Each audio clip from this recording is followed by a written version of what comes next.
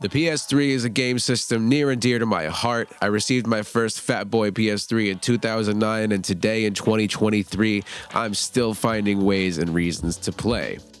Today, I'd like to discuss my top 5 favorite hack and slash games for the PS3. I'm hoping that these will be a little bit more novel than the usual picks other people go for. Also, these aren't in any particular order, they all just happen to be bangers. So, let's get into it.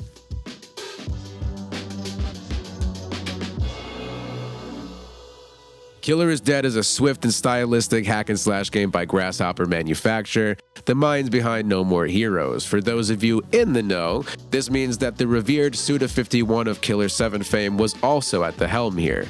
This game gives off Samurai Champloo vibes with its bold anime-style presentation and deep-cut hip-hop drops in between missions. I haven't played Killer 7 myself, so I'm not the most familiar with the story or characters, but from what I can tell, this seems to be a direct spin-off to that series. You play as Mondo Zappa, a 30-something katana-wielding man who takes assassination contracts and gigolo work for money. The art style is most certainly the main attraction here. It bleeds boldness with its crushed color palette and cel-shaded design. Cel-shaded art styles are just timeless, and this is no exception.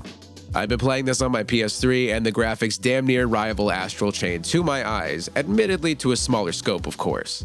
The gameplay revolves around taking missions like assassination contracts, gigolo missions a la staring at women and giving them gifts, or challenging yourself with Nurse Scarlet. It's a small but entertaining variety, especially in smaller doses. The gigolo missions are pretty fucking weird to be honest, but also hilarious, so I can't really complain. The combat is swift and fun, very similar to Astral Chain again in its balance of hacky slashies and shootings. All around, the experience is like a rare, cel-shaded anime noir experience with a healthy dose of goodies, moods, and aesthetics. The story is loose and seems to be more for mood setting than actually leading from point A to Z, so if you appreciate style over substance, this game is for you. Metal Gear Rising: Reveangeance. I've talked about my love of Metal Gear Rising in a previous video, so I won't go too deep here, especially since this is probably the most played game on this list for many of you. A flashy spin-off of Metal Gear Solid 4, we take the helm as Raiden and perform some beautifully slashy Kojima ninja ruckusing. Edgy, meme-tastic, and full of fan service goodness, this game begs players to run in face first and attack relentlessly, even going so far as to forgo traditional blocking with a direction-based parry system instead. So instead of holding L1 to block, you point in the direction of oncoming enemy attacks and attack with precise enough timing to successfully pack the no-gooder and smack the mans down. There's also the tasty little Zandatsu mechanic where you can slice and dice enemies to shreds and rip out their fucking spines to crush and feed on them. Yeah, it's that kind of game. Mix this with the great aesthetic and development by Platinum Games and you're looking at a ridiculous romp with loads of replay value.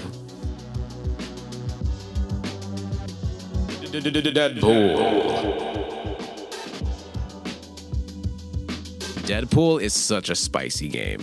It's hard to come by, so playing it legally is a bit of a chore, but if you do manage to find a totally reasonable and consumer-friendly way to play this, I cannot recommend it enough.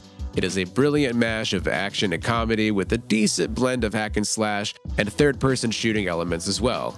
As you can expect from the merc with the mouth, this game is not kid-friendly in the slightest.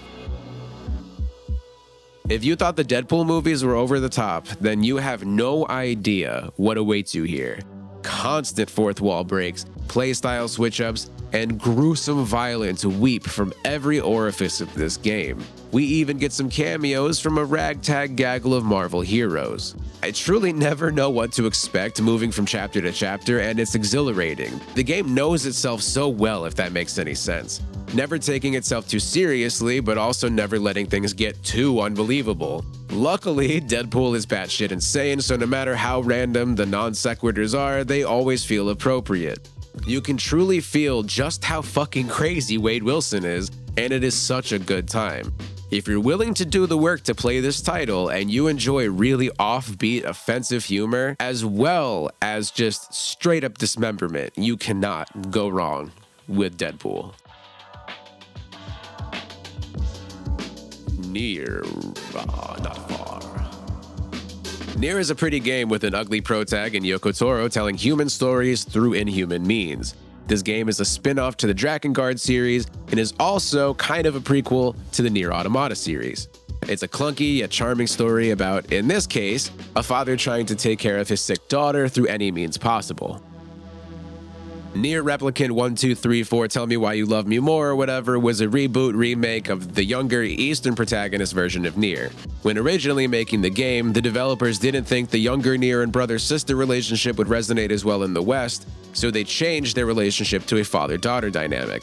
I can't actually say that this was a bad choice, as I do feel Papa Nier feels more relatable to me. I've seen parents go to extreme lengths of sacrifice for their kids, but I can't say I've had any anecdotal experience of siblings doing the same. If you played Nier Automata first, like me, you'll find many a cheeky nod and direct character carried over here. Real talk, in Automata, I had no fucking clue who Devila or Popula were or why I should care about them, but then I played this and I was like, This might be a bit of a hot take, but if you can, I would recommend playing the older version with good old Papa Nier.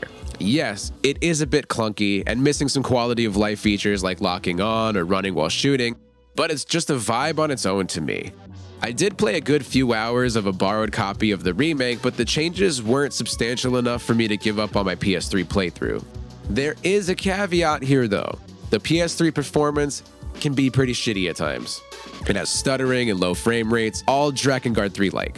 Playing it on RPCS3 though, beautiful experience.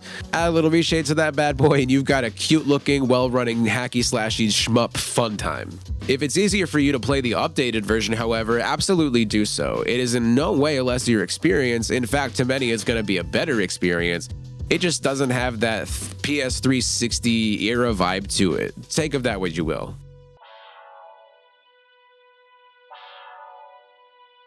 And last but not least, we have the big dick champion Dragon's Dogma Dark Arisen. Y'all, I slept on this game far too hard for far too long. I had it sitting in my closet as a used GameStop purchase for like 7 years, and it wasn't until last year when digging out my PS3, I finally got to play it, and wow.